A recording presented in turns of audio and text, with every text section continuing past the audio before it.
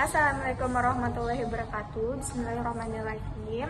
Perkenalkan, nama saya Reza Amalia Maharani dari Universitas Muhammadiyah Pontianak, Prodi Kesehatan Masyarakat, jurusan PKIP dengan NIM 2115100054. Di sini saya akan menjawab pertanyaan atau ujian dari UTS mata kuliah surveillance. Yang pertama yaitu jelaskan 5 tahapan diagnosis perilaku. Jelaskan tahapan diagnosis perilaku. Nomor 1, membedakan antara penyebab dan non penyebab perilaku dari masalah kesehatan. Contohnya faktor risiko dari penyakit kardiovaskuler, merokok, gender, gaya hidup yang santai. Yang kedua, mengembangkan temuan atas perilaku, prosedur dalam 2 bentuk, yaitu identifikasi masalah perilaku, identifikasi perilaku yang berhubungan dengan pencegahan masalah kesehatan, misal berhenti merokok atau jangan dimulai. Yang kedua itu identifikasi prosedur pengobatan atas masalah kesehatan secara berurutan. Setiap langkah adalah perilaku, misalnya membuat keputusan atau pengobatan atau bedah. Yang ketiga, ranking perilaku berdasarkan urgensinya.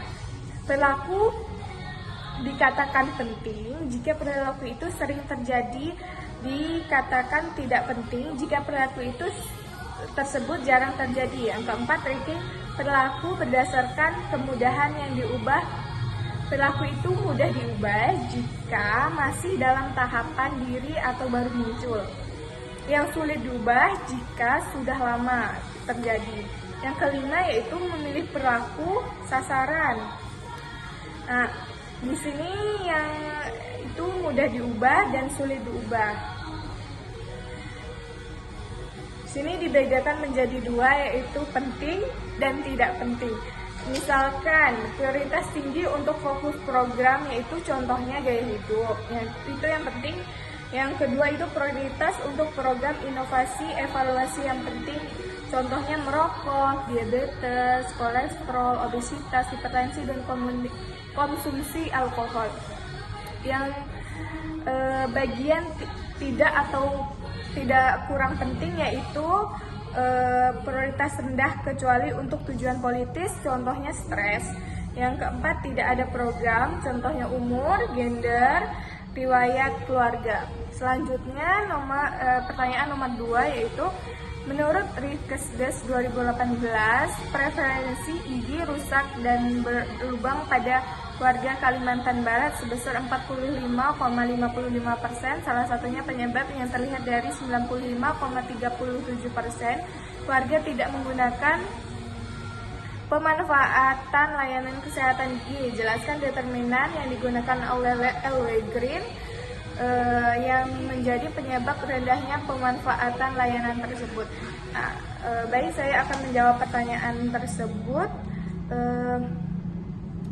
Nomor 2 yaitu determinan perilaku mencakup faktor-faktor predisposing, mencakup pengetahuan, sikap, kepercayaan diri, dan nilai-nilai dan bentuk lainnya yang terdapat dalam individu, masyarakat, umur, jenis kelamin, pendidikan, pekerjaan, karena masyarakat kurang akan pengetahuan tentang pentingnya kesehatan gigi. Soal yang ketiga yaitu berdasarkan soal nomor 2, menurut Anda apa determinan yang paling dominan? Jelaskan. Adik saya akan menjawabnya. Determinan yang paling dominan adalah prevalence security atau determinan perilaku terhadap pelayanan kesehatan gigi.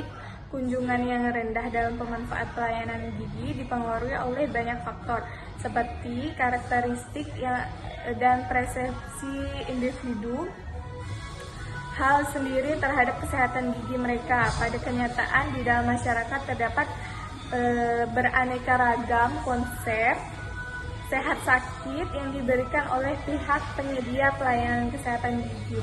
Oke, selanjutnya pertanyaan nomor 4. yaitu jelaskan indikator perilaku apa saja yang diamati dalam surveillance kardiovaskular dan mengapa surveillance penyakit kardiovaskular memerlukan pengamatan faktor risiko perilaku. Yaitu indikator perilaku yang umumnya diamati dalam surveillance kardiovaskular. Yang pertama, konsumsi makanan diet, rendah lemak dan garam, karena diet tinggi lemak dan garam dapat meningkatkan resiko penyakit kardiovaskular. Yang kedua, tingkat aktivitas kesehatan fisik. Ya, mengamati tingkat kegiatan fisik dalam populasi karena kurangnya aktivitas fisik seperti kurangnya olahraga menjadi faktor risiko kardiovaskular. Yang ketiga yaitu merokok. Karena merokok menjadi salah satu utama penyakit kardiovaskular. Yang keempat, obesitas. Dengan IMT bisa mengukur nilai tingkatan obesitas yang menjadi faktor penyakit kardiovaskular. Yang keempat, hipertensi. Orang yang mempunyai riwayat hipertensi juga rentan terkena penyakit kardiovaskular. Yang kelima, diabetes. Orang yang memiliki penyakit diabetes ini lebih tinggi mengalami penyakit kardiovaskular. Mengapa surveillance penyakit kardiovaskular memerlukan pengamatan atau faktor risiko perilaku? Karena mencegah sekunder dan tersier. Membantu dalam upaya mencegah sekunder dan tersier memungkinkan untuk mengidentifikasi individu yang berisiko tinggi dan memerlukan intervensi lebih dini. Yang perencanaan interferensi membantu perencanaan program interferensi kesehatan masyarakat yang lebih efektif untuk mengurangi prevalensi penyakit kardiovaskular. Yang keenam, evaluasi kebijakan kesehatan digunakan sebagai indikator evaluasi untuk mengukur dampak kebijakan dan interferensi yang telah diimplementasikan untuk mengurangi risiko penyakit kardiovaskular. Yang ketujuh, pengembangan kebijakan kesehatan membantu dalam mengembangkan kebijakan kesehatan yang lebih tepat dan terfokus dalam mengatasi penyakit kardiovaskular.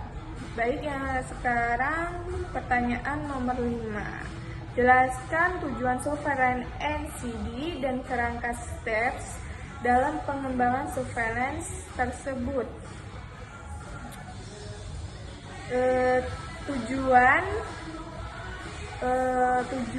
untuk berupaya menguraikan kerangka kerja atau metode yang digunakan untuk pendekatan steps terhadap surveillance penyakit menular NCD atau steps. Organisasi Kesehatan Dunia WHO menjelaskan perkembangan dan status saat ini dan mendiskusikan kekuatan, keterbatasan, dan arah surveillance steps di masa depan.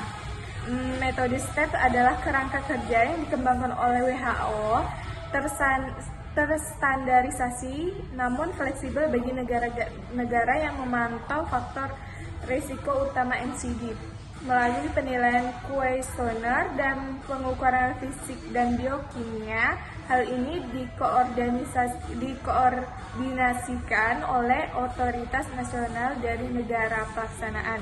Surveillance step umumnya berbasis rumah tangga yang dilakukan oleh wawancara dengan sampel yang dipilih secara ilmiah berjumlah kisaran 5.000 peserta.